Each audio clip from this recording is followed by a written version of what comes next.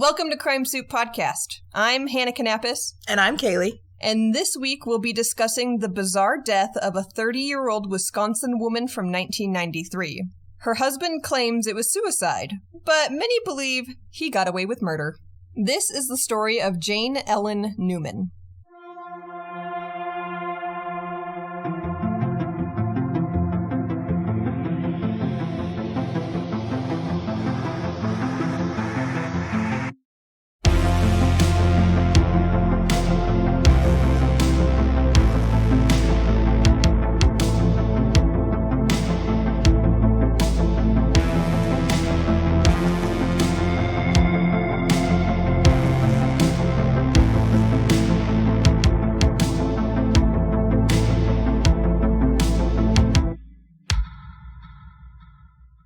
So Jane Neumann was a 30-year-old woman found shot to death at her home in Hudson, Wisconsin in 1993. So Jane is 30 years old, and she's married to a man named Jim. They got married in 1988, and they had a little son named Jonathan who was born in 1992, who at this time, he is just a few months shy of his second birthday. So some reports you'll read, they'll say that they had a 2-year-old. Technically, he hadn't turned 2 yet, but it's really annoying as a parent to be like, I've got a 21-month-old, you know? So, you know what I'm talking about? Yeah. How old is he? He's 473 months old. Damn. Is he cashing his Social Security yet? Just kidding. I don't know how many months are.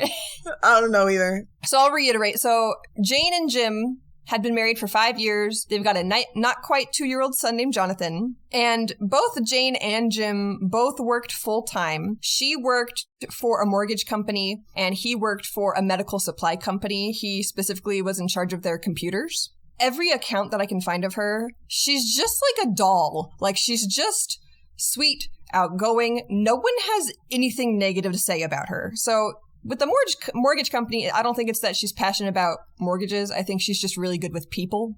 That sounds fair. Yeah. Are they well off? That sounds like they're in 2 well-paying positions, honestly. So we'll get into that. Oh, okay. Jane and Jim both work full-time jobs. So Jonathan goes to daycare. They do live in a really nice house. I would say that they live in a nice neighborhood, but if you look it up on Google, it is a nice area, but it's a tiny bit remote in the sense that it's not a typical suburb where you just have neighbors like right next to each other with just a fence. It's more like they have a big plot of land and there's tons of trees. And so they're not remote, but they are a little bit isolated. I don't know how to describe it. I think a lot of people would consider that really nice. Like, they've got a decently long driveway. They've got a decent big plot of land. Their property is outlined with tons of trees. So they do have neighbors nearby, but it's like you wouldn't be able to see them. That sounds nice. Like, it's kind of forested. Yeah. Right? It's really common to see this where I grew up in Portland, right? Tons of trees. You can't even see your neighbors, but they're there. So they live in a nice house in a nice area of Hudson, Wisconsin. It's really close to the St. Croix River, which divides Wisconsin from, I'm blanking, Minnesota? Yes. So I am not good with geography, especially Wisconsin and Minnesota. I almost said she's not a geologist, but that's not the same thing at all. So here we are. Actually, I am no.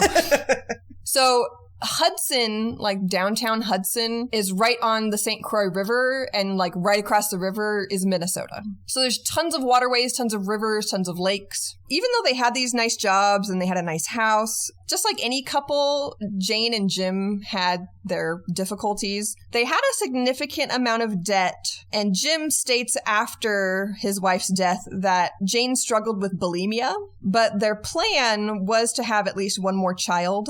And everyone who talked to Jane said that she was really excited about having another baby. So does it say why they were in so much debt? No, I couldn't find it anywhere. Maybe if I kept digging, but based on everything that I read, they had, their debt was their mortgage. Their mortgage was about $125,000, which doesn't sound like a lot, but this is also the 90s, so I don't know what the conversion rate is. In Wisconsin. So that counts for something too. I have no idea. So all I know is that at the time in 1993, they had a mortgage that was $125,000. And then they had just miscellaneous debt that I don't know where it's from of $40,000. Oh, that's actually odd. Yeah. Maybe like school? That's what I was trying to think about it. Like maybe school, maybe they bought a brand new car. But even then back in the 90s, I don't think a car would be that much. But it's probably a combination of things. Yeah. Basically, I mean, they have a nice lifestyle, so it could have come from anywhere. Yeah. So our story begins on a Monday morning, which is the worst of the mornings. And this is 3 days before Thanksgiving. So this is November 22nd, 1993. You weren't even born yet. I was still cooking. You were in the womb. Yeah. According to her husband, Jim, Jane got up for work about 6:30 in the morning on November 22nd, 1993, just as she always did. After she left for work, Jim got up, got their son Jonathan ready, and took him to daycare before heading to work himself. And I guess this was just their typical routine. So Jane got up early. She worked, I'm guessing, from about 7 to 3. And Jim, I don't know what time he went to work, but I'm guessing his may have been more of like a 9 to 5. Did the daycare people corroborate that he normally dropped off their son? As far as I can tell, there was nothing out of the ordinary that morning. Okay. So then we're going to jump into how that day went. First, I'm going to talk about this according to Jim, and then we'll talk about different witnesses. So, according to Jim, Jane called him 2 different times that afternoon. He claims that when Jane called him the first time, she told him she wanted to play him a song and proceeded to play him Please Forgive Me by Bryan Adams. What do you the know heck? that song? No. You probably do. Please forgive me, I know not what I do. Please forgive me, I can't stop loving you. I might have heard it, but that does not sound familiar to me. Okay, so Well, that's weird. That's what he claimed happens, is that his wife Jane called him. I can't find anywhere that he says what time this happened. All he says is that his wife called him 2 different times that day. So the first time she calls and says, I want to play you a song, which I think is supposed to be like some sort of like romantic gesture. And she plays him Please Forgive Me by Bryan Adams. Apparently on this same phone call, Jane also told Jim that when she was out walking earlier that day, her purse strap broke. And I think it was a relatively new purse. And so she told him that she was planning on going to TJ Maxx that day to see if they would issue a replacement, like get a new purse. Yeah. Even though she didn't have the receipt still. Did they normally like call each other throughout the day and talk like this? I don't know. It sounds like she was just really social in general, so I don't doubt it. Like, we're going to talk about more witnesses. It seems like she talked to a lot of people that day. What year did you say this happened? I forget. 93. 93, okay. So, according to Jim, she then supposedly called a second time. This time he says it was about 3:30 p.m. This is what he says happens. Allegedly, she arrived home. So this is after work, right? She arrives home after work, but she notices that something is wrong with their garage door. So she calls Jim at the office to tell him. He says he advised her to hang up the phone, go get a better look at the door, and then call him back with more details so he could be of better help to her. She also told him that she found another door open, but Jane never called him back. Okay, hold on.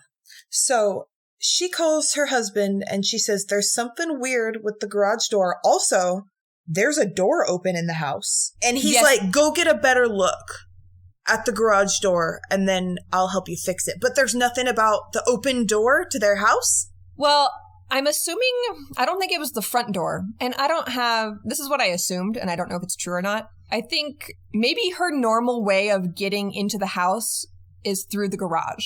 Mm-hmm. I know a ton of people where they drive up, they click their garage door clicker, the door opens, they park in the garage, and then they go in through a side door into their house. Yeah. Right? Super common. Yeah. What I think maybe she meant by that she found a door open was that, like, don't worry, I'm still able to get into the house. Oh. Like, the side door is unlocked. But I don't know. That's what I thought maybe happened. That makes sense. But also, my brain immediately went to, he was the last one to leave the house that day. Mm-hmm. That's true. And so he would have known if he had left the door unlocked or wide open, I guess, and would have been able to say, oh, that was just me, or that's weird, I don't remember doing that. Or I thought I locked that door. Yeah, and that's the problem is, like, that's literally, it's just like one line, and I don't know if it's just like a cast-off sentence that doesn't matter, or if it's like deeply significant. We don't know. But I'm just relaying what was in the court documents. Okay.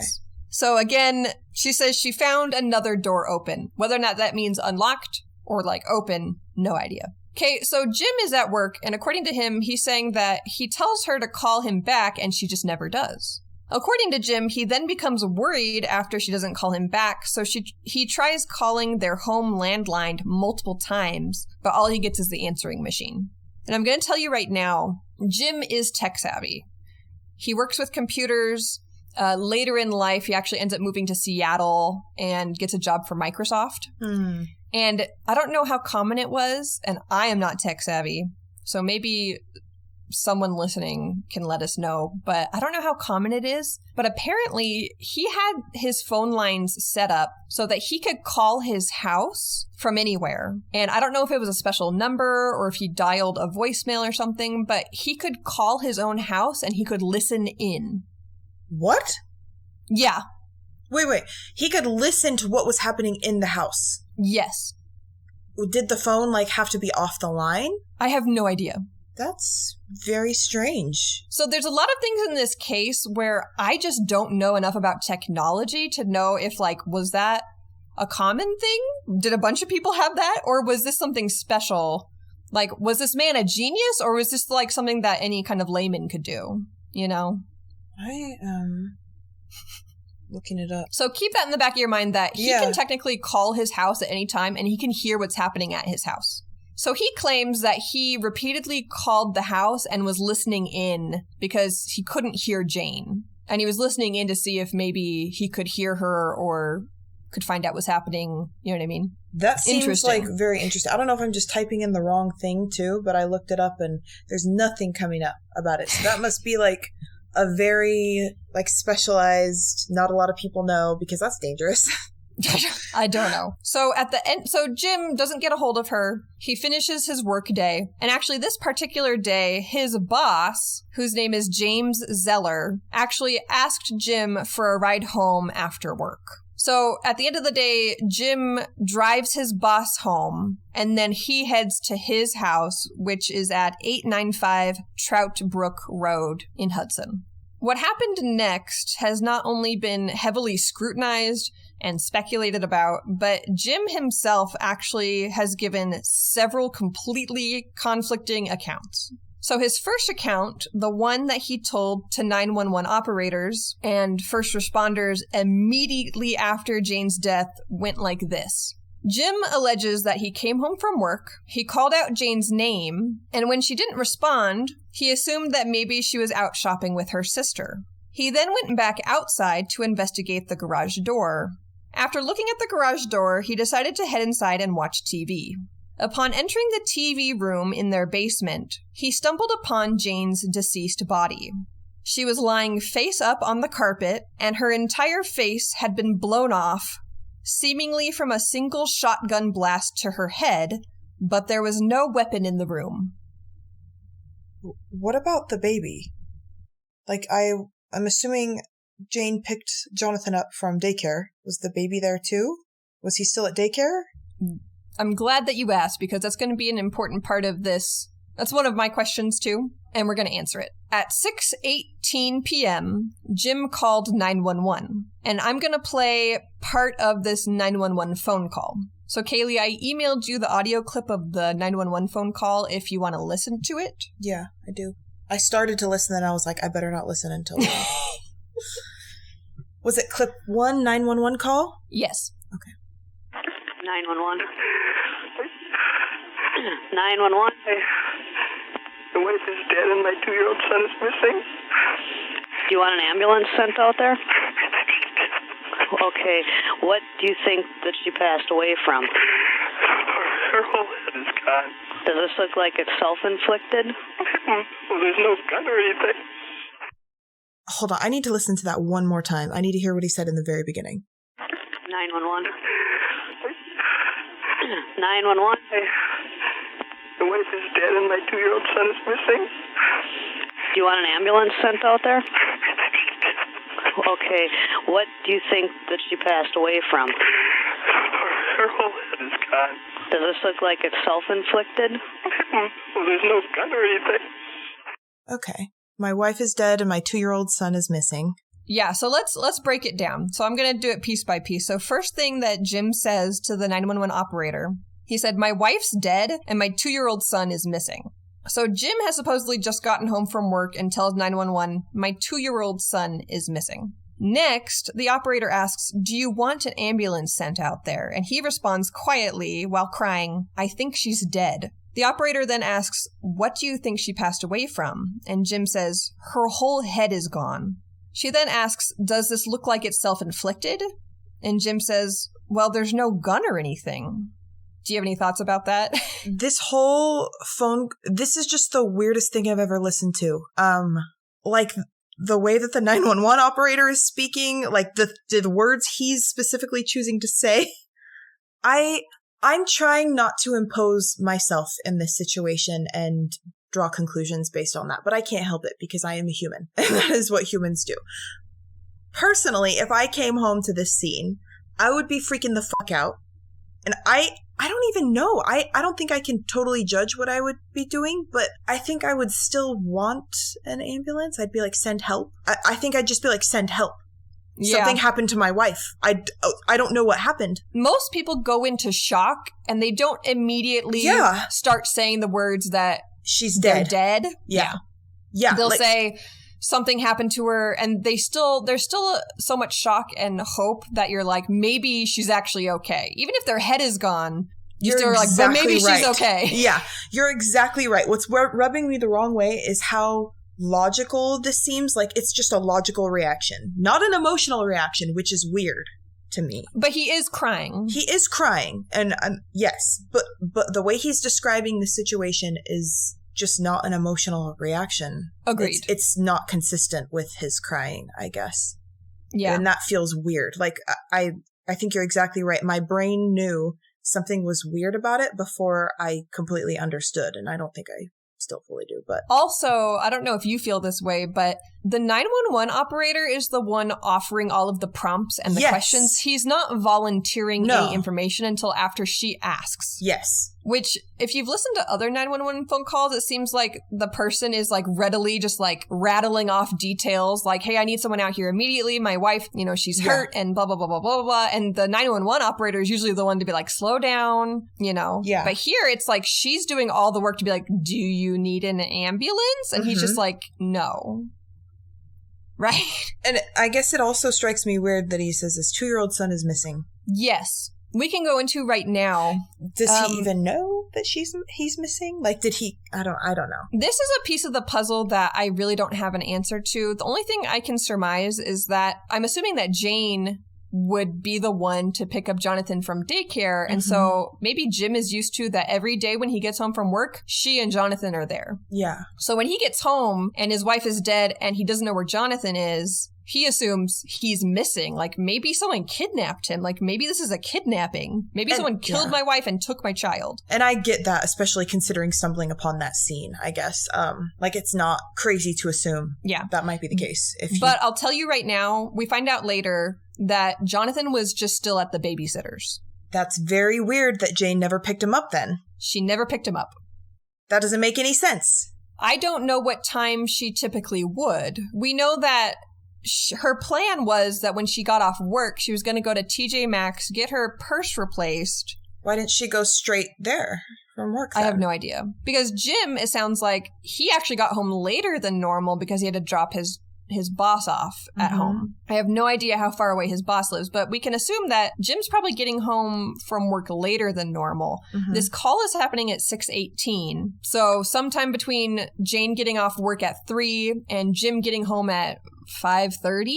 6 o'clock? No, I thought you said 6:18 is when he got home. 6:18 is when he called the police, but I'm wondering what their normal schedule was, that he assumes that when he gets home from work at 5:30, 6 o'clock, his son is normally home. Also, okay, so was Jonathan at the daycare? Or was he? So this is another confusing point, which is that in Jim's statement, he says that he dropped off Jonathan at daycare. But then all of the police reports and documents talking about Jonathan in the afternoon, they use the word babysitter, and I don't know if it's the same thing as the daycare. Or if those are two different entities. Okay. Strange. But we just know that he is where he is supposed to be. Okay, and he's alive, and nothing happened He's to him. alive. He was just never picked up by his mom. Yes. Okay. I won't make you any more anxious than you already are. Yeah. Jonathan is fine. Okay. So like we said before, Jim places the 911 phone call at 6:18 p.m. and police arrive immediately. Mm-hmm. So police arrive and Jim is taken to the police station for questioning. Mm-hmm. He's assigned an investigator whose name is Earl Clark. And right off the bat, Earl Clark does not believe Jim's version of events. And Earl Clark later testifies in court that it was his professional opinion that Jim was being deceptive during his first interrogation. But he doesn't elaborate what specifically Jim did or how Jim was acting that made him suspicious. He basically just says, like, I've been doing this a long time, and this guy was being shady. So that very first night, the police learned that Jim stood to collect on a life insurance policy in the event of his wife's death, totaling $116,000. Here we go. So Detective Clark learns this, immediately they can just pull this up, right? Yeah. And so Detective Clark is like you said, here we go. Yeah. So he very aggressively wastes no time and asks Jim point blank, did you kill your wife? Jim denies killing his wife, and he also denies having someone else kill his wife. What? That seems interesting to me. Why is that interesting? He just goes right in it. I think they asked him. No, I don't even. Oh, they asked him. Okay, he didn't offer because that's what I was thinking. I was like, did you kill your wife? He's like, no, I didn't kill her, and I didn't have anybody else kill her either. That's what I thought of, and I was like, that's weird. I think, let's say he did hire someone. Yeah. Then he could very confidently be like, no, I didn't kill her. Yeah. But they probably like, did you kill her, or do you know who killed her? And he was like, no, right? Yeah. So that's all he's saying. Okay. Glad we cleared that up. Okay. I don't know how long they questioned him for, but Detective Clark, he's dissatisfied. He doesn't really believe Jim, but eventually he has to end the interrogation because they're not getting anywhere. Yeah. But before Jim leaves, Detective Clark collects Jim's clothing, like all of his clothes, his shoes, and then they swab Jim for gunshot residue. Smart. Yeah, so I think that's all pretty standard procedure. I mean, I don't know if it is, but... Well, I think they're supposed to be doing that. But they're not. Good thing they did it with this guy. Yeah. I mean, I don't know good thing. I don't know anything about this case, so we're about to find out. I'll be quiet. Kaylee, I don't know if our listeners know, but Kaylee is coming into this completely blind. Totally blind. I know nothing about this case. She has no idea where this is going, and neither do you.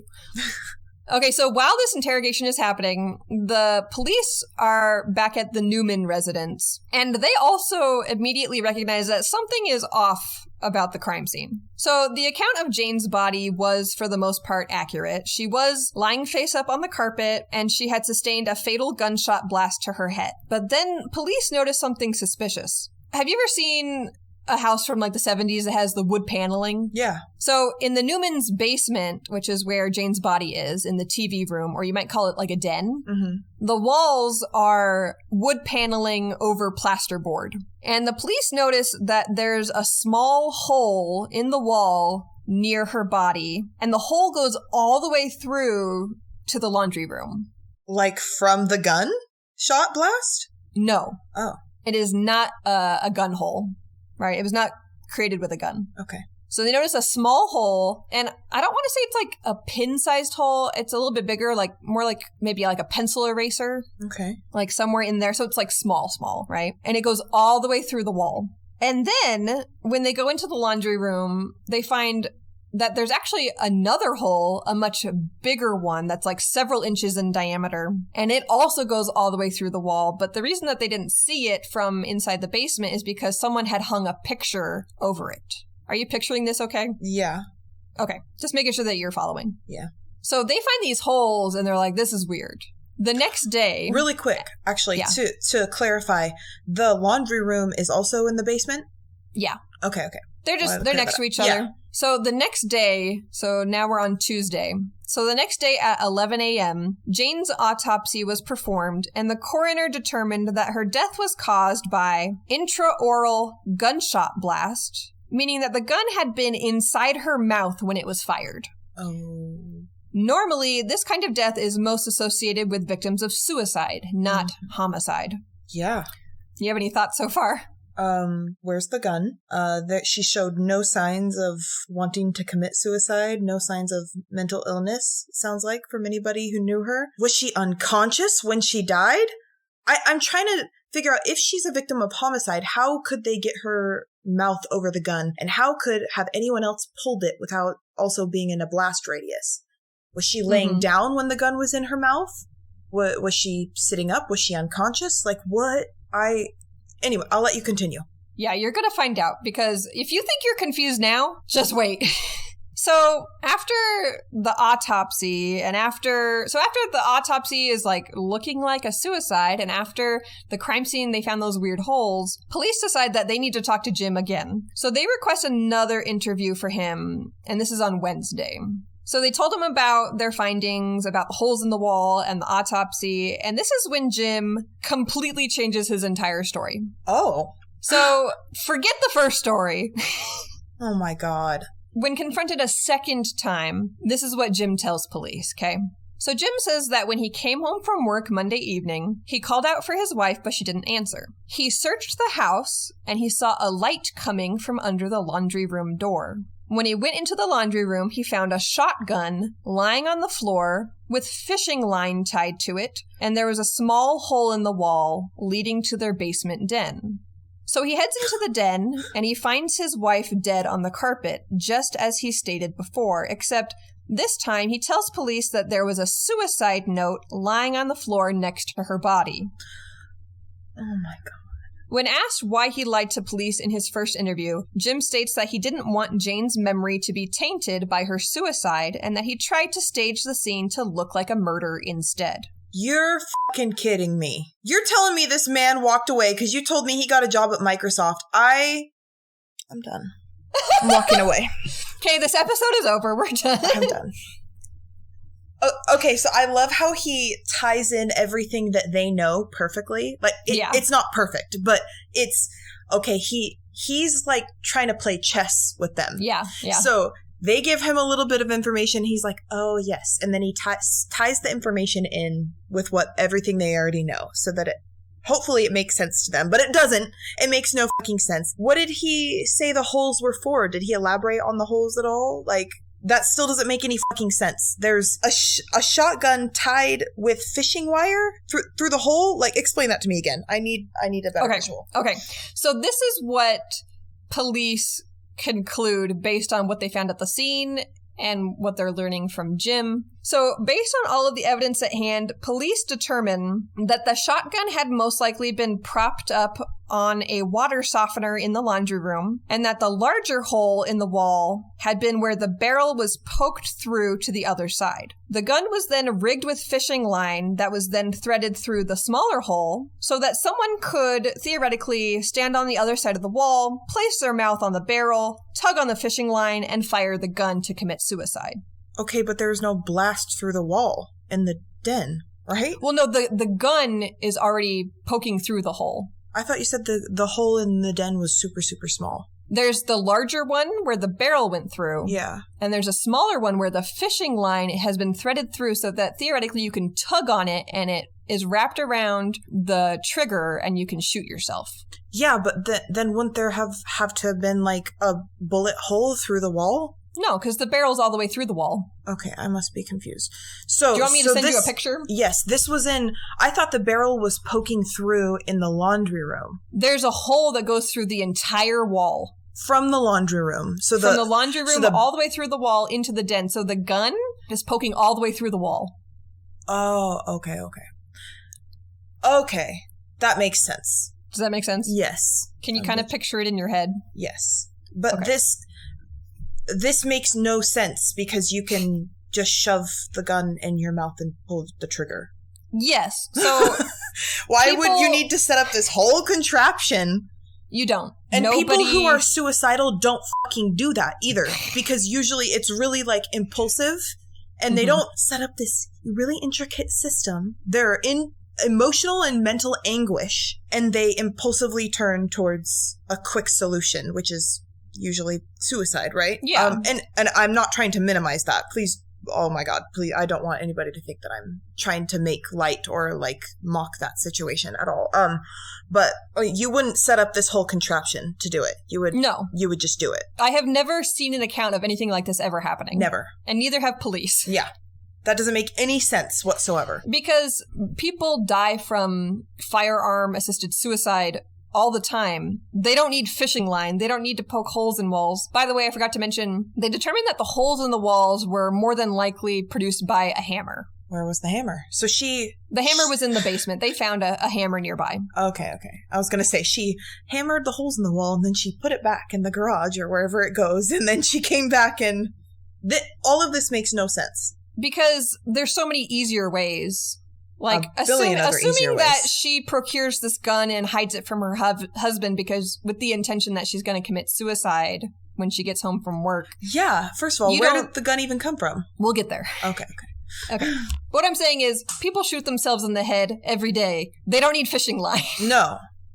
So obviously everyone is confused, but this is the only thing that, it doesn't make sense, but it's the only thing that makes even remote sense. I put in my notes, be sure to ask Kaylee, does this make sense? Don't worry, I volunteered that information much before you had to ask. So did they, see if there's gunpowder residue on the wall surrounding the holes then?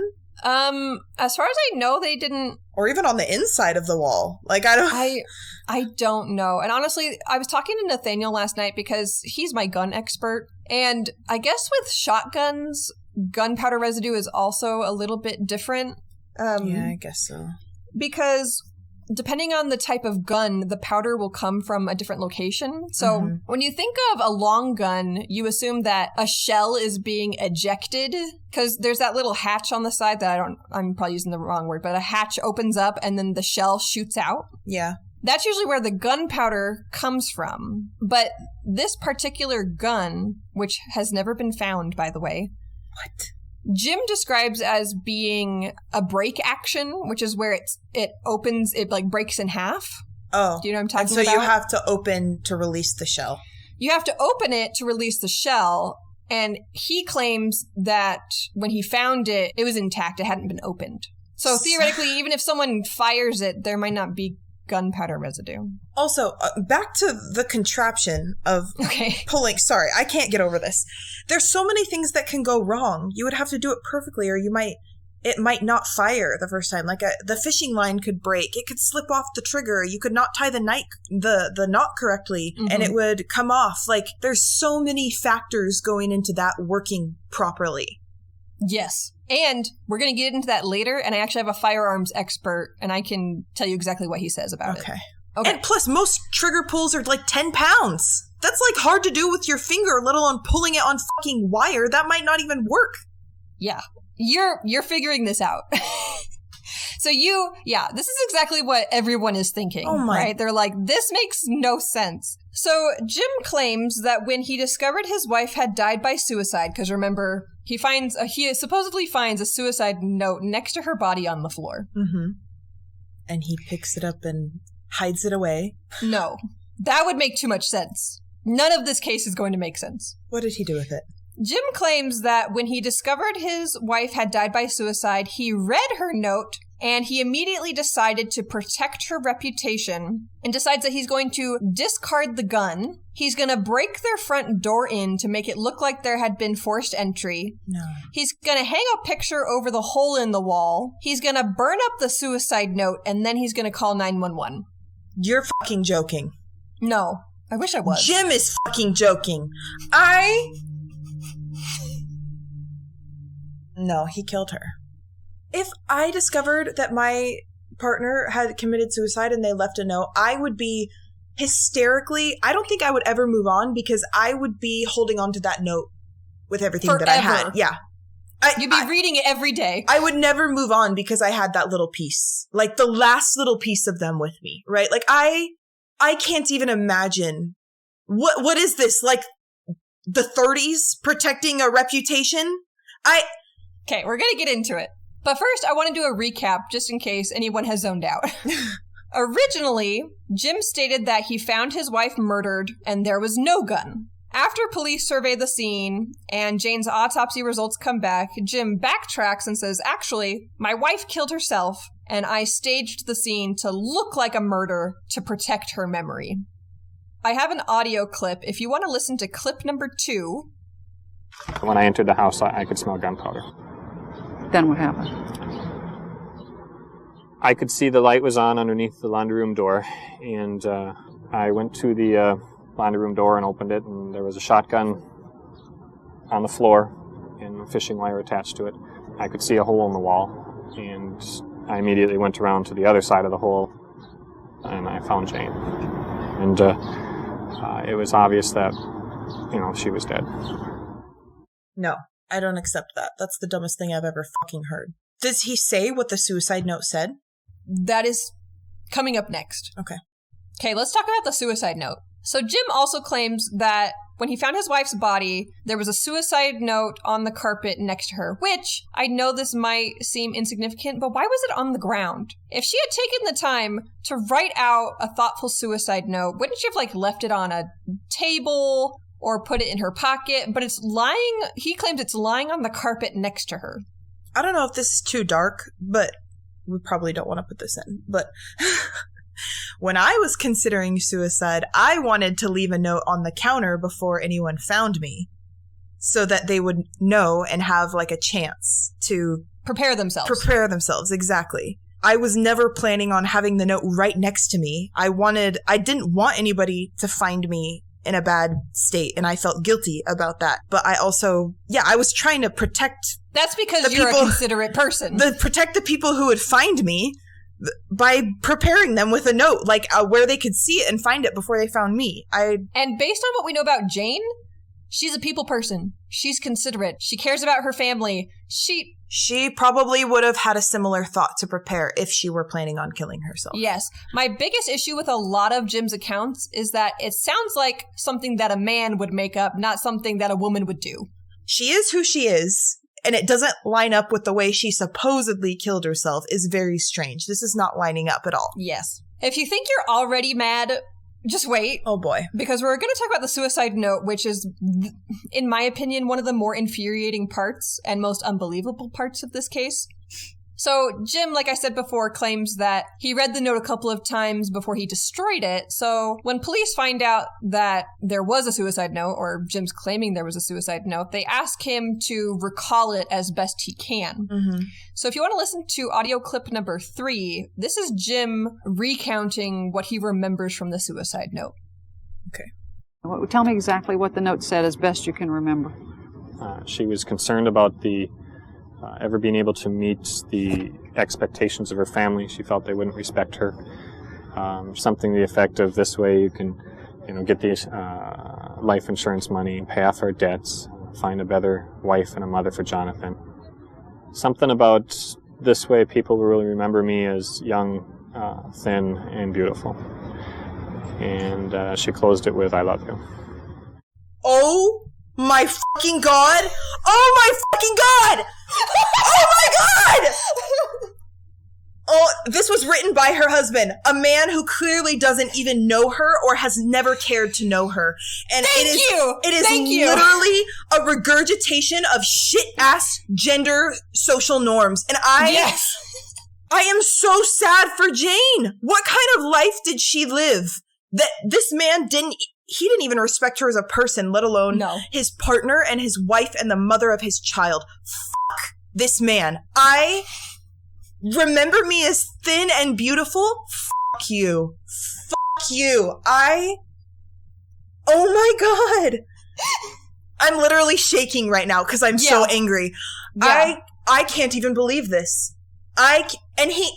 I'm assuming he got away with it because of what you told me, so I cannot even believe he's gotten away with this. I'm about to hunt this fucking man down. You said he's in Silicon Valley?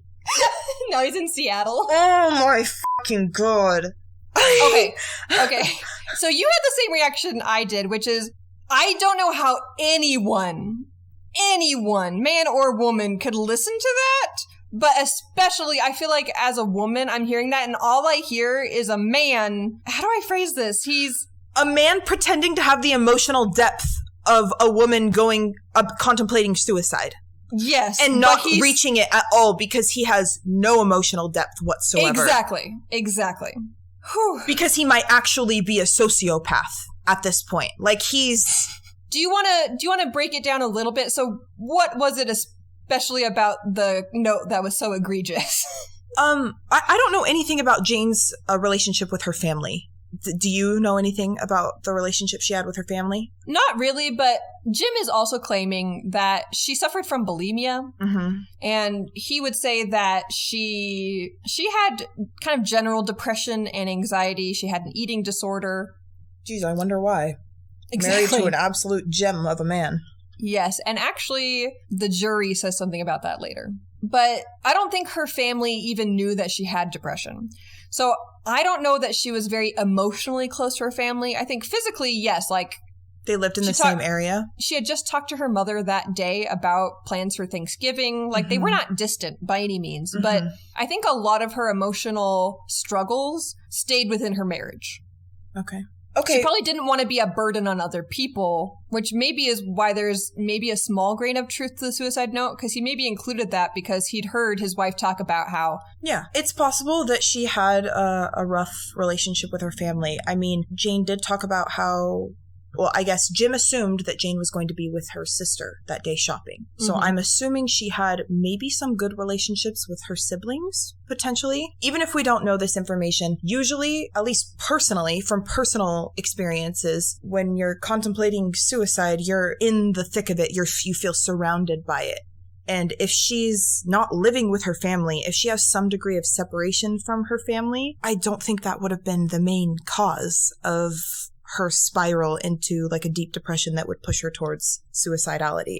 So that doesn't sit right with me, that part where he describes the relationship, the difficulties with her family, never being able to measure up, which it's also like a common trope. Everything that was written in the suicide note was a common trope to women in society and with their families. Like everything. It's just stereotypical is what it is. I'm not a good enough wife. I'm not a good enough mother. I'll never measure up, right? But then he specifically includes what he remembers, which is that she specifically says, now you can collect on the insurance money, pay off our debts, and find a better wife and mother for Jonathan. No. I can't even see a woman writing those words. No. We know that she loved her baby. We know this. And in what world, if she loves her baby so much, she would wish a different mother on them? I'm not a mom, so I cannot totally and completely put myself in those shoes. But I cannot imagine a mother saying that, especially a mother that completely and totally loved her children and where there was nothing like wrong. And Jim even said, they asked him on the stand, like, was she a good mom? And he said, absolutely. But he weaponized these tropes about women in society and wrote them into a suicide note. Allegedly. But he did this. He ends the note with, this way, I will be I'll be remembered as young, thin, and beautiful. Not a thing. Yeah, if you blow your head off, no one's going to remember you as young, thin, and beautiful. They're going to remember that you had your head blown off. I feel like you're exactly right. I feel like with the words that the way this was written, it would have been she overdosed on some pills and fell asleep peacefully in her bed, which is how a lot of women choose to commit suicide in the first place. But not because they want to be remembered as beautiful and thin and peaceful. It's because they don't want to leave messes for their family to clean up. My immediate thought upon hearing it, first of all, I rolled my eyes so hard, like I could see my brain. Yeah. It was like painful. I rolled my eyes and I was like, ow, that kind of hurt. But because that end part where he claims that she says, oh, this way I'll be remembered as young, thin, and beautiful. To me, immediately I felt like there's your motive. Mm-hmm. He's indirectly saying through the suicide note that these were the things about his wife that bothered him, that she was a burden to him, that she was emotional, that she had depression, that she had an eating disorder, and he was sick and tired of it. And at this point, he's probably like, it's better to just get rid of her. I can cash in, get a bunch of money, and then find a better wife and mother. Like, he indirectly, I think, confesses in the suicide note. Yes, I agree. Honestly, he fucked it up bad with that last part, writing that last part. The life insurance and the remember me as young, thin, and beautiful part, because the other part can be misconstrued to be believable, but that last little bit just sent it over the edge of being unbelievable. Absolutely unbelievable. That's not how people write suicide notes. And that's not what people say when they write them either. The entire letter revolves around Jim. Yes. She never once says anything to her child that she loved. Mm-hmm. Like, she said absolutely nothing to her baby boy. Everything... Jim is recounting this letter, and he can't fathom that it's not about him. Yes. So when he's trying to think up a suicide note, he thinks it's a letter between his dead wife and him. And he doesn't even think about his child, because I guarantee you this woman, if she had committed suicide, she would have included something about her baby boy. Yes. Or she would have written him a whole separate note. Yes. You know? I love you so much. Like, exactly. I want you to have a better life. I wish it didn't have to be this way. All of these things that are much more believable than that. But according to Jim, nothing. Nothing. Because everything revolves around him. About him and how she's just not good enough for him. Okay, so we're going to move on from the suicide note, and we're going to talk about the timeline of events and what Jim says he did after he finds Jane's body. So, according to Jim's second version of events, right, so now he's admitting, oh, actually there was a gun, and actually there was a suicide note, and this was all a suicide that I covered up. We're on that timeline. Okay. So in that timeline where he finds the gun and hides all the evidence, he claims that he actually took the gun, he puts it in, like, I think some trash bags. He says he puts it in the backseat of his car on the floor.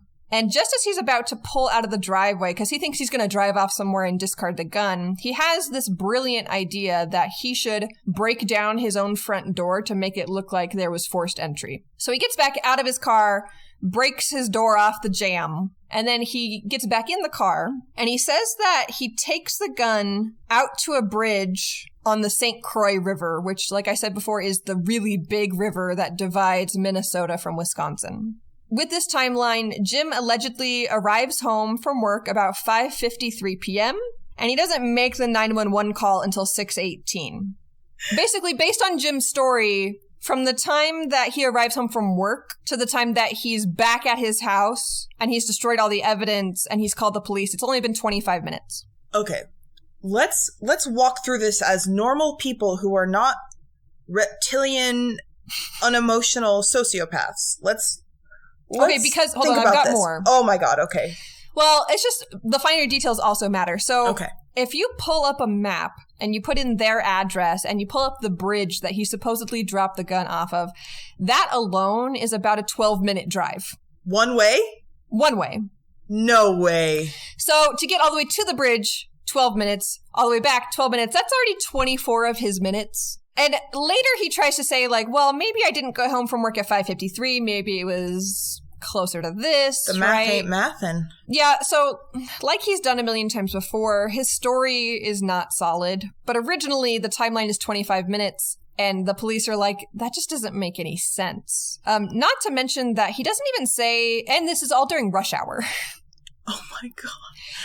He doesn't even say that he just drives onto the bridge, because this is a busy, big bridge, right? Mm-hmm. He doesn't say he just drives onto the bridge, gets out, and throws the gun in the water. He claims that he parks at the bottom, like kind of near the bank of the river. And then he says he, like, scales over a 4-foot fence. Meanwhile, he's wearing a trench coat, and then he sprints up and runs up to the bridge to drop it off. What is he thinking? He thinks that he is a government special agent, I think. I think he's playing secret agent. It's been 25 minutes and he doesn't map this out in his head? No. Okay, so like I said before, we're going to walk through this like non-reptilian sociopathic people and make some logical sense to this. Like if he walks in, he finds this contraption and then finds his wife. He doesn't have a panic attack cry. He finds the suicide note. I think it would take me 3 to 5 business days to come to terms with the fact that I found my partner dead on the ground. He says that it took him about 30 seconds.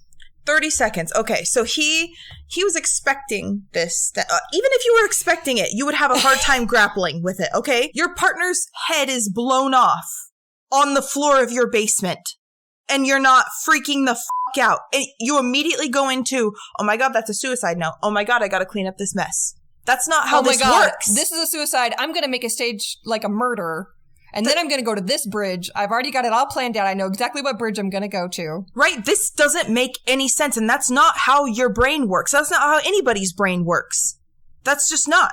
It's literally impossible for this story to be true, to be what actually happened. He's lying.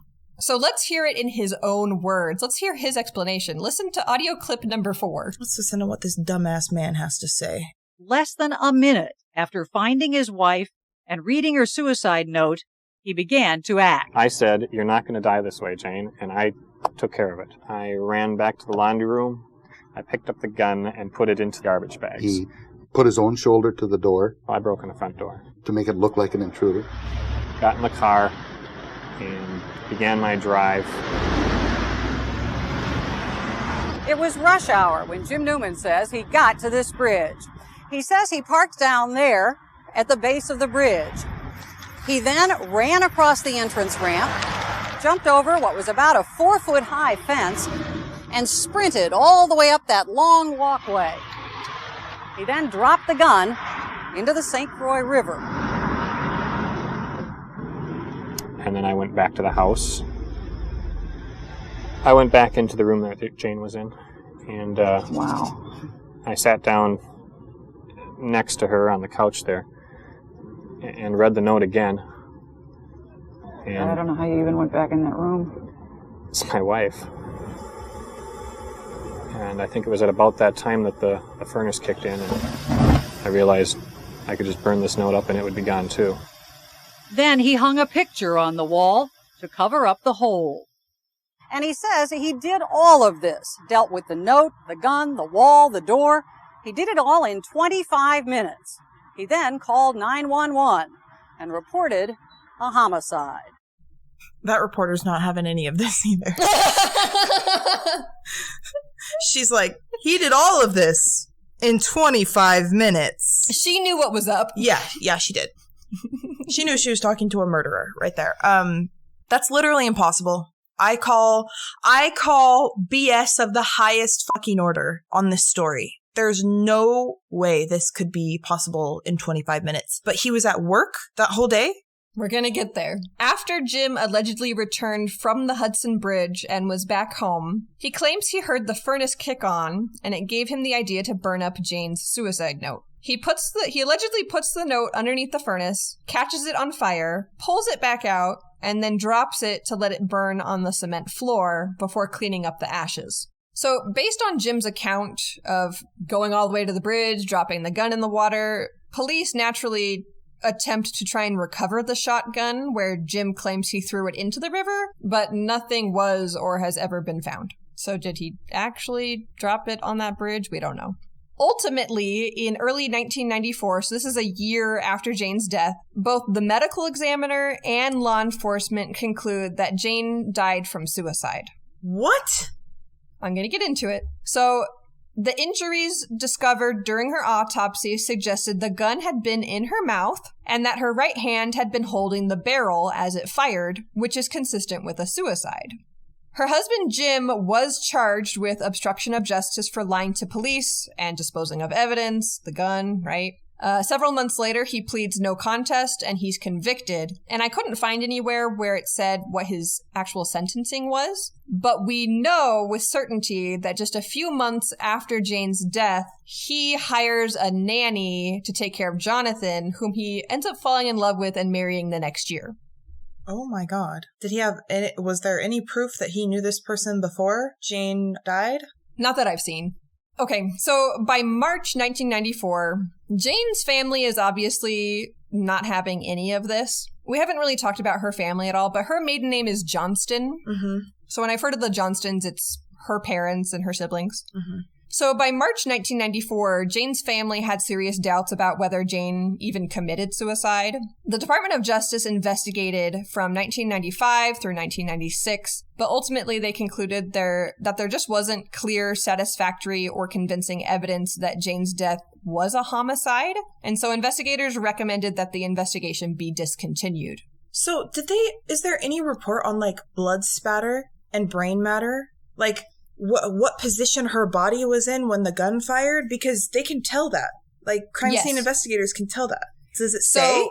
Yes. Sorry, I forgot to include it. There are so many small details. I'm probably going to miss several, but they tell immediately that night when they're surveying the crime scene that she was like face up, right up against that wall that had the hole in it. Mm-hmm. Whether or not she went there of her own accord or she was forced to stand there, they pretty confidently determined that she was standing up against that wall. She had her mouth on the gun barrel and she had her right hand gripping the gun. Gripping the gun, not the cord?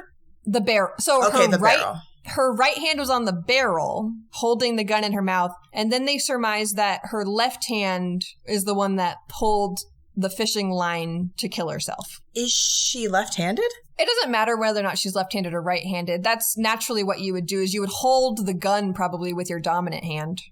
I wouldn't.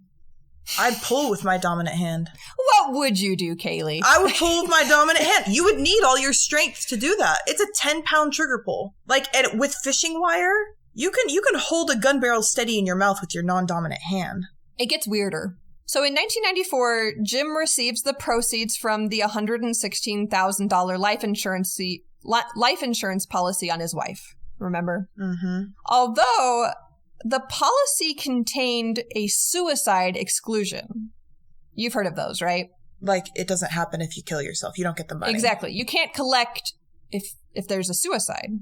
Get this, though. The suicide exclusion for their insurance policy had expired only 4 days before Jane's death, so the insurance was determined valid.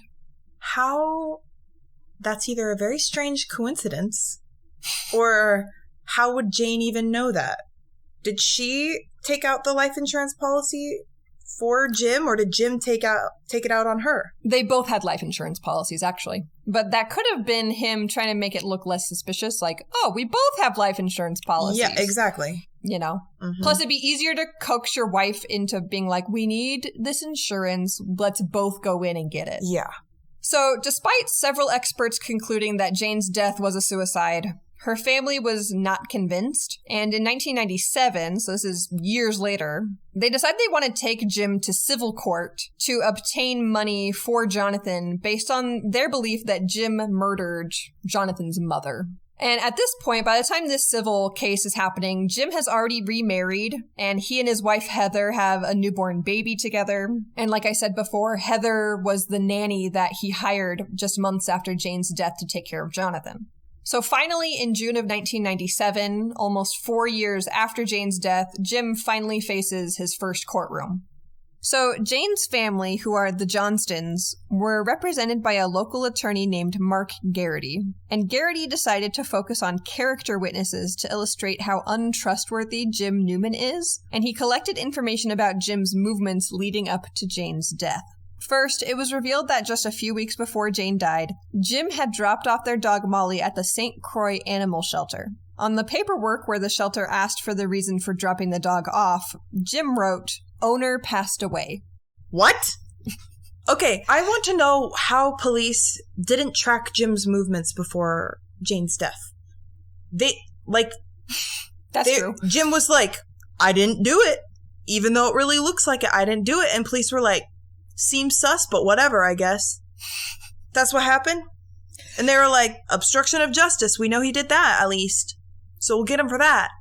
But yeah, because you know who found this out wasn't the police. It was Jane's mom. She digs into it, and when she finds out that they had gotten rid of their dog, she went to the animal shelter and asked to see the paperwork. And she looked at it and she was like, oh my God, why on earth would he write that? It makes no sense why the police wouldn't do due diligence when literally a life was lost. I don't understand why they didn't look into this. Every time somebody dies, whether it's suspected suicide or not, they should be turning every single rock over. Jane's mom shouldn't have had to do that, is why I'm angry.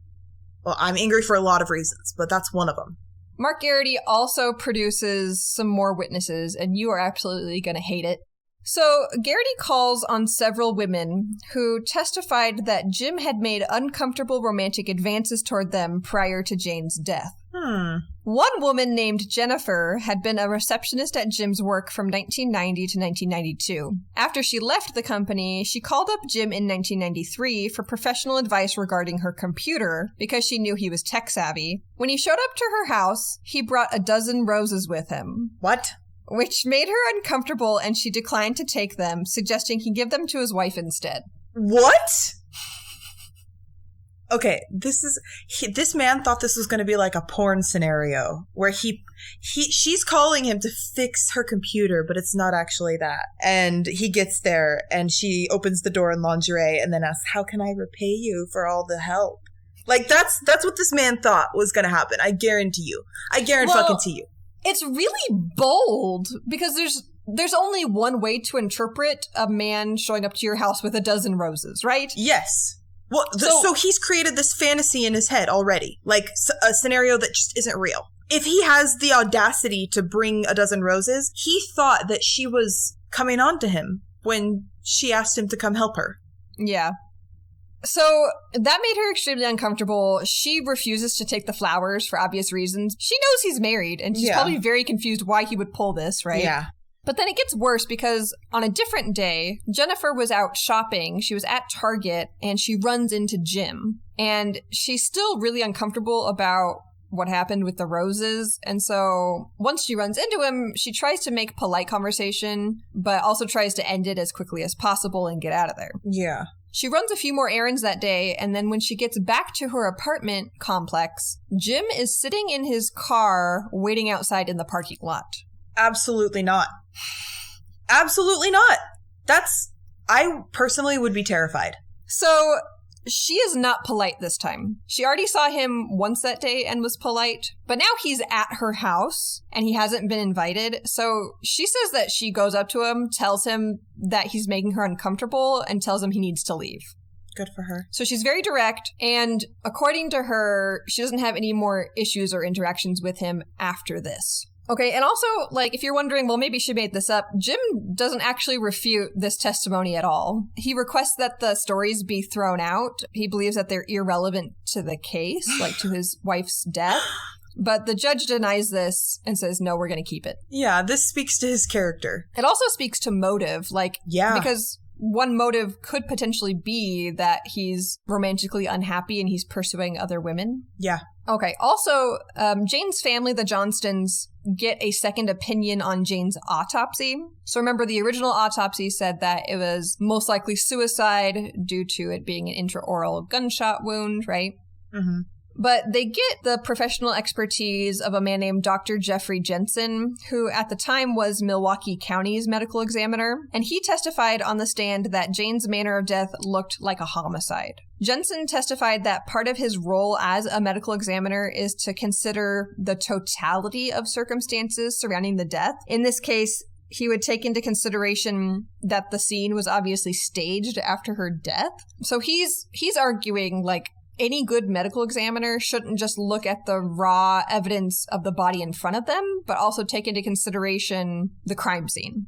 Yeah, that factors in reality of the situation. But also, Dr. Jensen, he specifically is an expert on what he calls masqueraded death scenes, which I think just means, like, death scenes that have been manipulated or staged. And he's actually even lectured on the topic. So he's credible, essentially. And probably the best expert witness in this particular case. Yeah. In Jane's case, the totality of circumstances also includes her movements and her behavior, which we haven't even touched on yet. Because if they want to argue that Jane committed suicide, you would also have to look at what she was doing that day and how she interacted with others. So they bring those witnesses to the stand. One of Jane's coworkers claims that she and Jane went on a walk together earlier that day and that Jane seemed completely normal and showed no signs of distress. Jane was actively making plans for the upcoming Thanksgiving holiday in a few days, and also mentioned that the strap on her purse had broken, so she was planning to stop by the store that day to replace it. When Jane's body was found, she was still wearing her outdoor coat, and her newly replaced purse was nearby sitting on the couch. She didn't even take off her coat before supposedly killing herself. She didn't even prop up the gun. She had to like cut the holes in the walls and then tie the string to around the trigger and then loop it through the wall. Like all of those things, and she wouldn't have taken her coat off, her big coat. She was also still wearing her shoes. That doesn't make sense.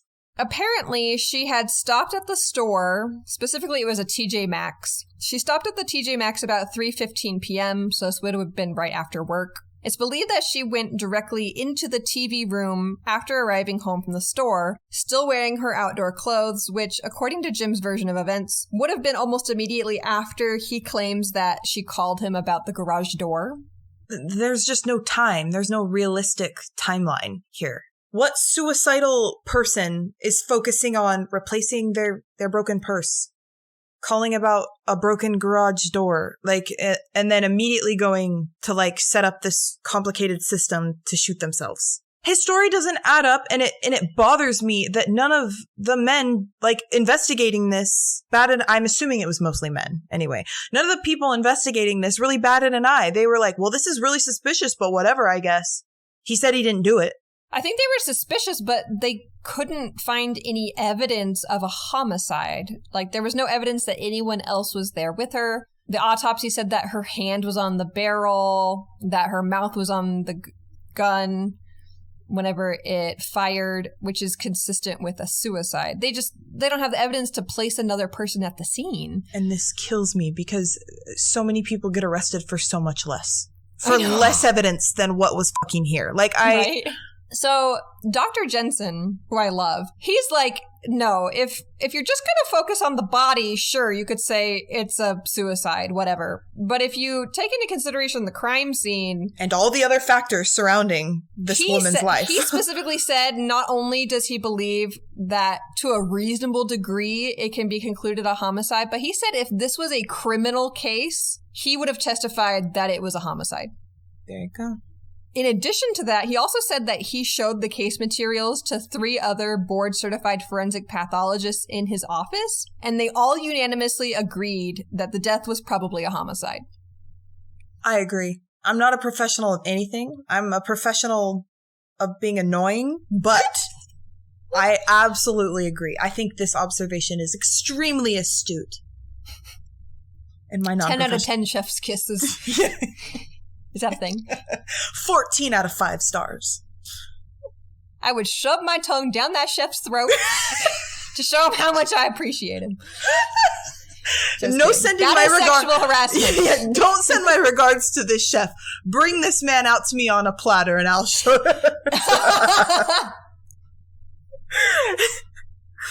And I want to thank him a different way. Anyways. You know what I mean? We're getting into murky water. Well, I've been living in murky water. Swamp witch. Let's out a witchy laugh. Something else really bizarre that we haven't talked about that also helped convince Dr. Jensen that Jane was the victim of homicide was that there were bits of packing material lodged into her head from the gunshot blast. And investigators determined that the barrel of the gun had been wrapped with a pink packing material that had been affixed with black electrical tape. Are you picturing this in your head? Yes. When I say packing material, some accounts say bubble wrap, but you know that stuff that's kind of in between where it comes in sheets? And it's almost like a really thin foam? Yeah. Yeah, it was that stuff. And I'm assuming that was done to try and silence the gun or muffle the noise a little bit. Again, that would make no sense if she was doing it to herself. And yes, I feel like that would make it harder to keep in your mouth almost too. So you and Dr. Jensen basically best bros, because his reasoning was the exact same. He was like, if you're going to kill yourself, why would you even care about how loud it is? Muffling the sound? Or if it wasn't about the sound, what other purpose does it serve?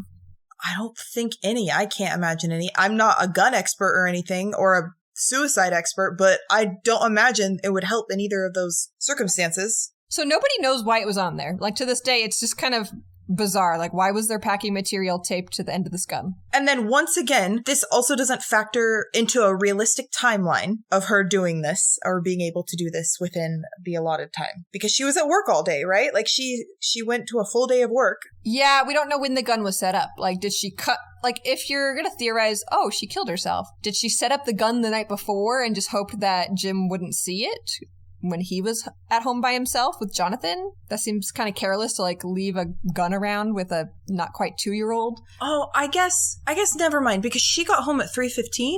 Yeah. Well, she exchanged her purse at 3:15. Jim claims that she called him about 3:30 to talk about the garage door. Okay, and then he came home at like 5:50 or something. Yeah.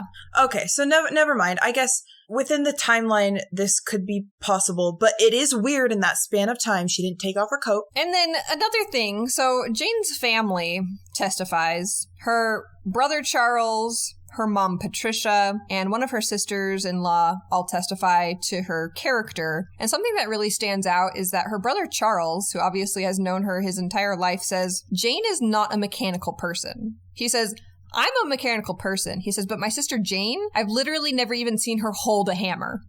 Again, this goes back to, why would she choose to kill herself this way? Like, that it makes no sense. Why would you go through all of these weird, intricate things to do something that she could have done without doing as much? And it almost makes me think, because I fully believe Jim did this, right? So there was a lot of emotional intelligence lacking in how he reiterated what the suicide note said, right? Like, he knew there was emotional depth to this situation and he didn't know how to replicate it. And it almost seems like he's projecting that depth in the way that he set up how she killed herself. The intricacy of the way she decided to kill herself, the way he killed her, is supposed to mimic or replace the emotional depth that he doesn't understand. Yeah. Exactly. Like, he's projecting it in some way, in like a weird way. He's misdirected. Exactly. He's misdirecting his focus to something he feels like he could have more control over. Yes. Exactly. Something. And then completely failing at all of the emotional aspects of it. 100%. And I think it speaks very loudly about how he understood the situation. Mm-hmm. So that was an account from her brother Charles. When her mother Patricia was on the stand, she said that she's pretty confident Jane has never even handled a gun. Like, they had guns in their house growing up, and she was like, she never touched them. She's never fired them. She's never even touched them. So she would have to teach herself how to use a gun and then set up this weird, intricate scenario when she's not even confident in using one in the first place. They also hire a professional forensic firearms examiner. His name is Richard Thompson. I love Richard Thompson. I love Mark Garrity. I love Richard Thompson.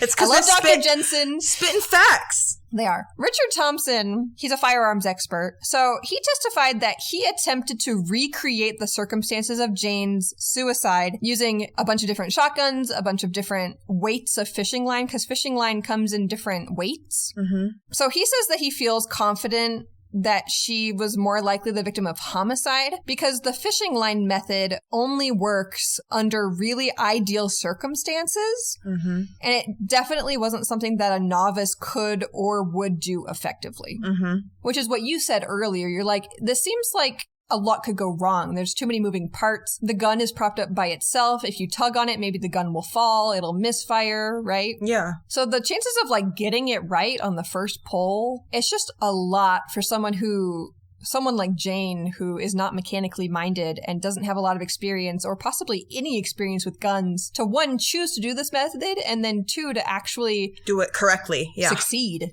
Yeah. So the firearms expert says, this doesn't look like a suicide. This looks like a homicide. Yeah. If you already thought Jim was weird or crazy or whatever, it gets even worse. Why does this keep getting worse, and when will it end is what I want to know. I just want you to know it does not ever get better. Oh my God. Okay, lastly, they call Jim's boss to the stand. This is the same boss, James Zeller, that he gave a ride home to that same day that Jane died, remember? Mm-hmm. James Zeller provides a very interesting testimony of Jim's behavior after Jane's death. So his boss, James Zeller, says that Jim recounts the night of Jane's death differently. So this is a third account. According to James Eller, Jim tells him that when he arrived home that night, their house had been rigged with a bomb. What? That Jim had to expertly defuse before finding Jane's body.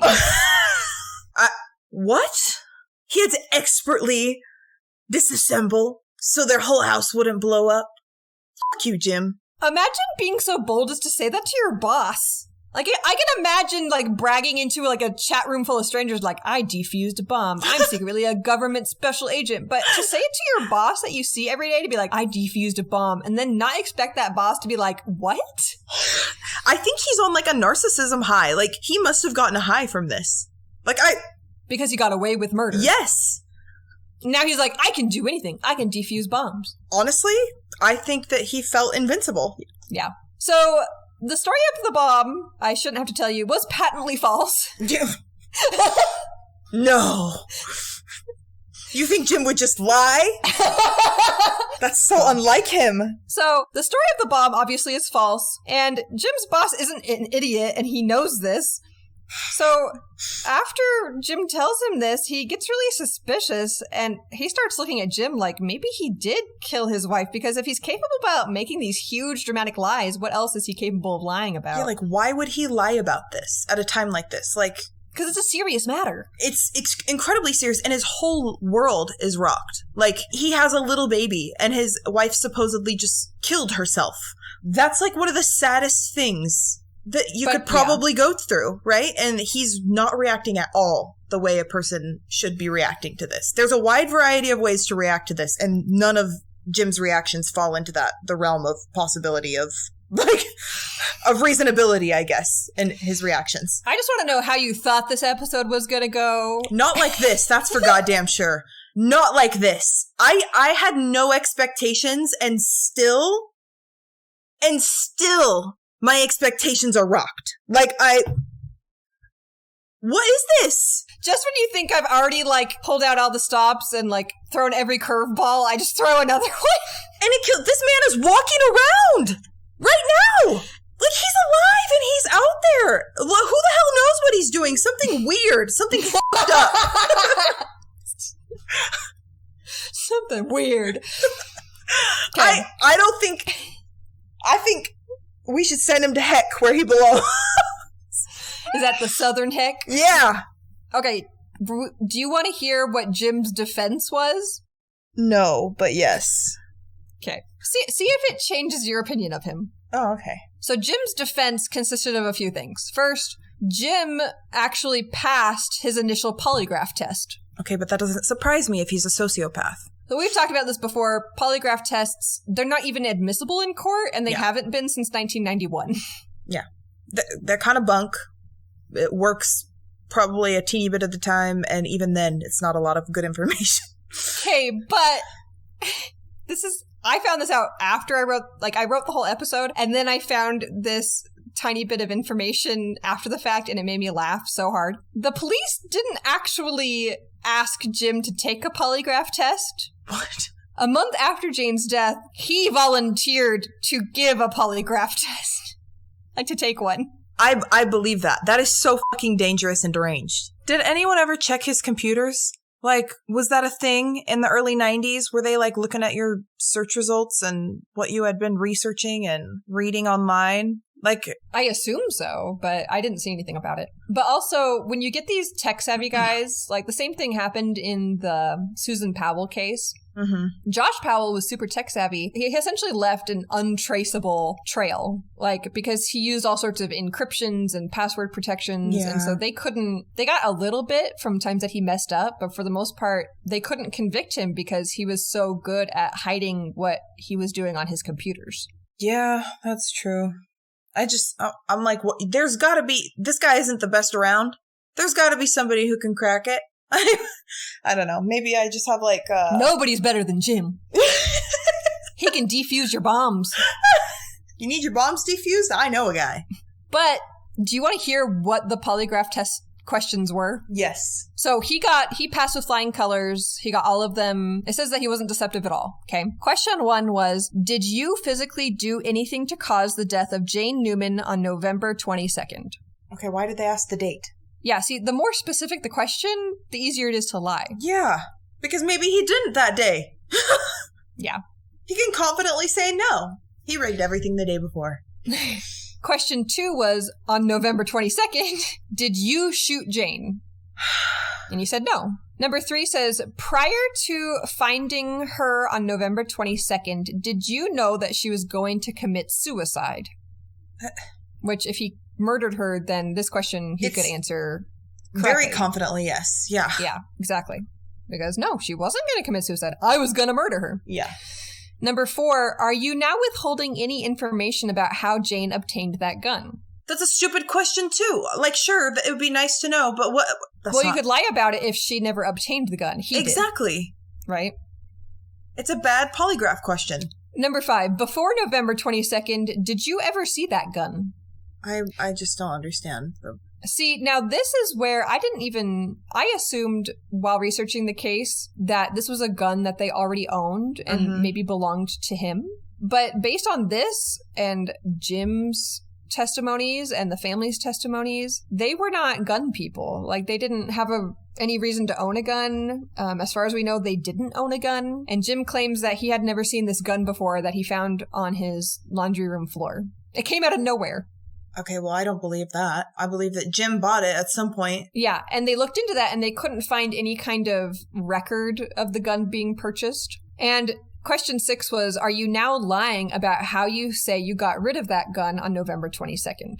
I don't know. I don't see how that's relevant. It's not as important as a different question they could have asked. But that's a question that I would want the police to ask, but not a polygraph, I guess. I don't know. I'm feeling critical of all of these stupid-ass questions because the first 3 are so fucking dumb. Well, and that's why we also get the witnesses, the testimonies of Jim's coworkers. Mm-hmm. So Jim's coworkers confirm that they saw him at the office that day, but they described it as, we saw him off and on. Strange. Which, I mean, I would say the same thing about some of my coworkers probably. Like, people from other departments, I'd be like, yeah, I saw them a couple of times. They were obviously at work, but if they had left, I wouldn't have known. He was an IT guy? Yeah. Is there any, indication of what that would look like? Like, does he work in a room with other people around? Is it a cubicle? Is it a big room? Is it his own office? If it's anything like where I work, there's literally just one IT guy, and his office is just a closet, down the hall. What was his company? It was called MedSource. It supplied medical supplies, or distributed medical supplies. Okay, so it wasn't like a tech company. He was probably the IT guy. Yeah. Because usually there's only one. Because I work for a big company. We have one. We have one IT guy. It makes sense that people wouldn't see him all the time then, because he's probably in his own office. Yeah, and who knows if he's got a window. Yeah. Or how easy it'd be to just walk out. It's probably a larger building. Yeah, he just goes on his lunch break, and nobody thinks twice about it, right? Yeah. So I don't know the specifics of what his office setup was like, but we know from his coworkers he was there that day. And the police pull the phone records, and the phone records indicate that his office number called his landline, at his house. Mm-hmm. So someone in his office was calling his home phone, and it dialed 10 times after he says that him and Jane had talked for the last time that day about the garage door, which is in harmony with his earlier statements, which is that he said Jane never called him back, and so he kept calling the house and listening in, trying to hear her. And he didn't hear the gunshot. He didn't hear her hammering in the walls. He didn't hear her moving stuff around. Do his phone records line up with when she supposedly called him earlier in the day? Yes. Okay. I'm going to get back to the phones because I have a theory. Okay. So another part of Jim's defense was to then call Jane's mental stability into question. So they felt like if we can tear down her credibility and paint her in a bad light, then people will be like, oh, yeah, she probably did commit suicide, right? So he reiterates that she struggled with bulimia, she had general anxiety and depression, but then he made a very surprising claim, which is that Jane heard voices. What? Her parents had never heard this. They didn't know anything about this. But Jim's defense team calls a pastor to the stand. His name is Pastor Stephen Cornelius, and this is the pastor that actually married them. Mm-hmm. And he also provided them with premarital counseling. And Pastor Cornelius said that Jane came to him and told him that the voices she heard would prompt her to think and say things that she knew were wrong. He also indicated that he gave her counseling about the voices and encouraged her to implement some meditation and prayer to counter them. Okay, I have big opinions on this. Sometimes when you go to a church, the way that it's framed when you have questions about something or concerns about something, whether it's like doctrinally or religiously or anything like that, it's framed as like the devil is trying to get you to leave God or the church, right? And they frame it as if it's the voice of the devil talking to you, right? Or the voice of the adversary talking to you. And so when I was working through my own religious stuff and I talked to religious leaders for help, I also framed it that way because that's the way I was taught to understand it. Like I'm trying to be led astray right now. And I'm listening to all of the voices in my head telling me to think this about certain situations. Or like I even know somebody pretty close to me who was also struggling with some questions about their religious stuff. And they framed it as if they had a devil on their shoulder whispering in their ear. Mm-hmm. Right? That somebody was like talking to them in their ear, trying to like get them to ask all these questions. When in reality, it's your own conscience and it's your own brain asking these questions. If you're just raised in a certain mindset, in a certain way, you're just taught to see those questions as attacks, which makes you want to separate it from yourself in a way. Like your brain is trying to protect itself by putting those thoughts that scare you on the bad guy that already exists in your worldview, which is the devil for a lot of religious people. So we don't know. We don't know if she was suffering from schizophrenia or something. If she was actually hearing voices, like audibly, or it was just like she was having bad thoughts about herself and she went to a counselor, which was actually a pastor. Mm-hmm. I think one of the biggest reasons, in addition to the gunshot wound, the reason that investigators believed that it was a suicide is because Jane doesn't really have any kind of other wounds on her body that would indicate any kind of a struggle. She didn't have any defensive wounds that you might expect to see if she had been under duress and that, like, if she had fought someone. The only thing that they found at the crime scene was that there was a lampshade in the room that was found tilted, so that could possibly suggest a struggle. And then one of her earrings was found bent and lying in the corner of the room. So somehow her earring came out and they don't really know why. I mean, she shot herself in the face. It could be that. It could have come off, and then Jim could have stepped on it while he was walking around the room, even. They specify, though, that there was no damage to that earlobe. Oh, that is interesting, then. So, like, what would have caused it to come? Like, it wasn't ripped. Like, someone didn't grab it and rip it off of her. It just fell out. So they're saying maybe there was a struggle. She was tussling with someone in it. Someone had her in a headlock, something like that, where it came out. Did they do a blood toxicology report? There were no drugs in her system. Or at least they specifically said nothing that would have put her in a state to unknowingly do this, I guess. But they wouldn't even be able to tell if she had, like, head trauma before this, right? Because her head was blown off. Exactly.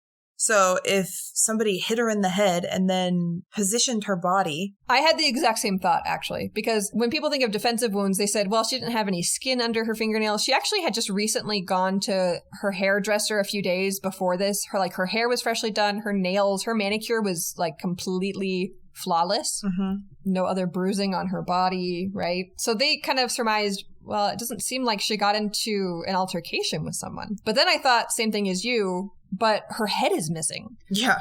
If someone had overpowered her after hitting her in the head, all of that evidence would be destroyed after her skull is blown wide open. Yeah. With the mechanical details of how the gun was set up, if I'm assuming that Jim did it, I am also more than willing to assume that he did something tricky to make it... something tricky. I hate that I said that. But that he manipulated her body to also fit into what he said happened. Yeah. You're never going to guess what happens next. Oh my God. No, it's okay. So, what else? I want to be like, Jim's actually her brother. Oh my God. You would be, no. I would be devastated on another level. What is happening? So ultimately, after 7 days of testimonies and 6 hours of deliberation, the jury unanimously voted that yes, Jane Neumann was indeed a victim of homicide, and yes, her husband Jim was responsible for her death. Too bad it was just a civil trial. Jim is legally recognized as liable for her death, But that just means that he has to pay money to his son's estate. But I want to outline specifically what the jury stated was the reasoning for their verdict. So let's talk about how the jury concluded that, one, Jim was responsible for Jane's death and that it was a homicide. Their first point of reasoning was that there was significant evidence that Neumann had a financial motive to kill Jane. Neumann testified that he and Jane had approximately $45,000 in debt, in addition to their $125,000 mortgage. In the 90-day period before Jane's death, the couple consulted with a bankruptcy attorney to determine whether to file for bankruptcy, and they decided not to file. Essentially, the jury concludes, like, yes, he had significant financial motive to kill Jane. The life insurance policy he collected was $116,000, which would have covered a big chunk of that. And then they also factored in the fact that the suicide exclusion for the policy had just expired 4 days previously. And that didn't seem like a coincidence. Yeah. The jury also heard evidence that suggested that Neumann found his wife burdensome. Oh. Neumann testified that before Jane's death, he told his coworker, a woman named Diane, that Jane was emotionally unstable and needed his caregiving and emotional support. Jim's boss said that Neumann told him that he had to do the housekeeping and cooking, take care of Jonathan, and provide emotional support, which all just sound like normal expectations. They were both working full-time. Was he expecting her to work full-time and take on those duties as well? Like that he wouldn't have to also participate in those? I'm going to go out on a limb and say yes, because something else that I haven't mentioned is that Jane just barely recently, like the week of that this happened, got permission from her job to reduce her hours because she wanted to spend more time at home. Probably because Jim was like, hey, I don't want to be doing all this cooking and cleaning. I don't want to be taking care of Jonathan. Complaining that he had to participate in the household that he fucking lives in. One of Neumann's coworkers, who knew both of them, Jim and Jane, testified, the overall impression I had, not just on one occasion, but on several occasions, was that Jim was dismissive of his wife. She seemed to be some sort of baggage to him that he had to carry around. Sad. Yeah. It sounds like he was just emotionally unavailable, and any type of emotional needs would have been burdensome to him. Yeah. With respect to opportunity, so they've kind of established motive, right? Say financially, he had motive. He saw his wife as a burden, so there was motive to get rid of her. But regarding opportunity, the jury heard evidence that the medical examiner originally determined that her time of death was somewhere between 3 and 6 p.m., But then they find out that the medical examiner explained that he actually was not allowed into the house to examine the body until 5:30 the next morning. What? Why not? Because he wasn't allowed in the house until after physical evidence such as hair fibers were collected. Okay, so then there's a huge discrepancy there. Essentially, her time of death is up in the air. That makes me so angry, because then did Jim's story have an influence on what the medical examiner said? Yes. So he heard Jim's story and said, okay, well, Jim discovered the body around this time, so that means she should have died around these times. And that's what he put in the official report. Yes.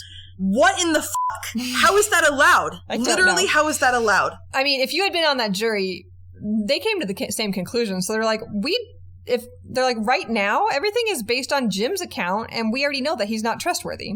Just wow, yeah. And then on top of this, jurors expressly stated that they felt like investigators jumped to the conclusion of suicide too quickly, based pretty much entirely on the fact that it was an intraoral gunshot wound, when in their opinion they felt like someone else could have perpetrated the same crime and made it look like a suicide. Right, like if we're going to accept the potential reality that she maneuvered this really risky rig to pull the trigger, then why can't we also accept the possibility that somebody manipulated her body to shoot her, that it wasn't suicide? Like that. Exactly. Like they're not both equally insane. One is far more insane than the other. And we accepted the far more insane one as the reality of the situation, based on some man's word alone. That's it. Okay, this is one of my favorite parts, though. So one of the jurors turned out to be a really avid fisherman. This juror explains during a deliberation that fishing line is actually incredibly slippery. Mm-hmm. And it's really difficult to just pull on. Yeah. So he says, the story of someone just grabbing the fishing line and pulling it with enough force and strength and tension to fire a gun. He said in order for that to even work, you would have had to have wrapped the fishing line around your fingers. Yeah. Right? Which he says couldn't have happened to Jane because in her post-mortem exam, her hands were immaculate. Yep. And if the fishing line had been wrapped around her fingers as she pulled the trigger, the gun would have gone off. It literally blew her backwards, and there would have been severe damage to her fingers. Yeah. Dude. This is why, another reason why investigators dropped the ball. Like, what? I don't care that there's no, like, physical evidence to corroborate, in quotations, physical evidence. Like, you need that.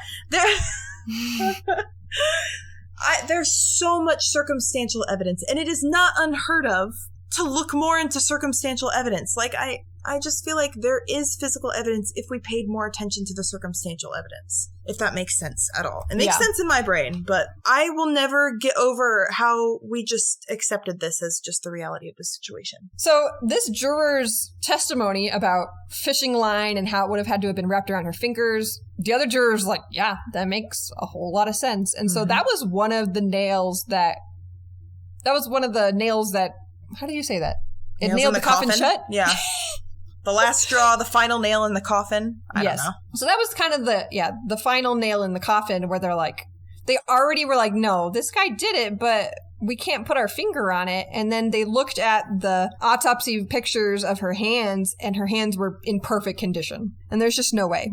That was all their reasoning. And so Jim is found liable for Jane's wrongful death, and the judgment required him to pay his son, Jonathan, $482,903.26. But as mentioned previously, however, this was only a civil suit, and so the standards for finding someone liable are different than in a criminal trial. So although Jim was found reasonably responsible for his wife's death, he was not criminally charged, and no one has ever served jail time for Jane's death. Interestingly, though, after the civil case concluded, Jane's death certificate has been officially changed, and her manner of death is listed as homicide and not suicide. They put his new wife on the stand. Mm-hmm. And there's a clip that I didn't include where they basically are just getting a witness testimony, and she's completely brainwashed. She's like, my husband is the greatest thing in the whole world. I love him. And without even thinking, they said, you love him? And she says, I love him to death. And I was watching it, and I saw her eye, like, twitch right after she said it. That's terrifying, actually. Yes! That's legitimately terrifying. Like, remember how I told you that he was tech savvy and he had like his phone line rigged so that he could call and listen to the house? Yeah. What if Jim snuck out of work that day and he planned to go to his house and lay in wait until his wife got home from work? And after he killed her, right about 3:15, 3:30, when she got home from the store, because she still got her coat on, right? Yeah. He kills her immediately, and then he proceeds to make a phone call from their house to his office so that the phone records would make it look like she called him and that they spoke to each other. Yes. Because his entire alibi of him being at work was based on coworkers who all said that they saw him off and on. Yep. But there's no concrete evidence that he actually was in his office at 3:30 except the phone records. Yep. I think you're right on the money with that. And then he races back to the office, my theory is that he raced back to the office. On his way to the office, discards the gun somewhere. Yep. When he gets back to the office, he calls the home phone to make it look like, oh, he's been at the office and now he's calling because he's concerned about his wife. So it looks like he's been at the office that whole time, but we don't really know that. Yep. I think you're right about that. I think that's absolutely possible. Because if he did all of that on his way back to work and not that evening, then he could have just come home. Maybe he moved a couple of things or like re-examined like, okay, does this look all right? Does this look like a murder? Yeah. And then, 25 minutes, and then he calls the police. Yep. instead of saying, oh yeah, I got home and I broke in the door and I destroyed the suicide note and I drove out to the bridge. Yep. I think the timeline is shifted. So I think everything occurred a couple of hours before he claims it did. I agree. I cannot believe that he's out and about walking around. That is insane. Should I sign us off? Thank you for ruining my day. This was great. Thank you. I do this like every time we record. I'm like, okay, Kaylee, you ready to be angry and have your day ruined? And every time I say yes. Why do I say yes? I don't know. I have self-harm tendencies, I guess.